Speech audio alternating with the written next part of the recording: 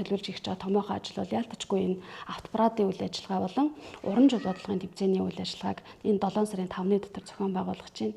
За мөн яг энэ одоо үе дамжин ажиллаж амьдарч ирсэн энэ жолооч тээвэрчдийн амьдралын нэг өдрийн амьдралыг харуулсан тээвэрчдийн нэг өдрийн амьдрал одоо баримтад нэвтрүүлэг маань бас утгагүй гарах гэж байна. За яг бас яг энэ цаг хугацаанд энтэй давхцаад үргэлж одоо нөгөө 3 үеэрээ энэ салбарт ажиллаж байгаа гэх юм уу. Тэр ахмадуудын тэр дунд үеийн залуу үеийнхний бас цуврал контентуудыг гаргахаар одоо бэлтгээд ажиллаж байна.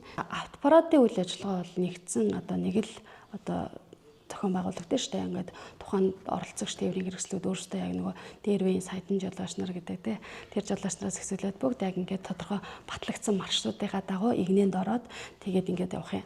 Уран жолоодлогын тэмцээн бол яг нөгөө ачаа тээврийн болон зөрчигч тээврийн суудлын гэсэн 3 төрөлтэйгээр тодорхой одоо компаниудын төлөөлөл болон одоо таксинд явж байгаа жолоочд ч юм уу, UB кабин жолооч нар ч юм уу, за тээврийн хэрэгсэлд хамраалагдаг жолооч нар бүртгүүлээд за нэг одоо тээврийн компаниас 2 жолооч ч юм уу гээд тэгээд тэр жолооч нар оролцох юм. За ингээд үүний дараагаар бол яг баярын үйл ажиллагаа маань 8 сарын 13-наас 15 зохион байгуулагдахаар төлөвлөж байна да.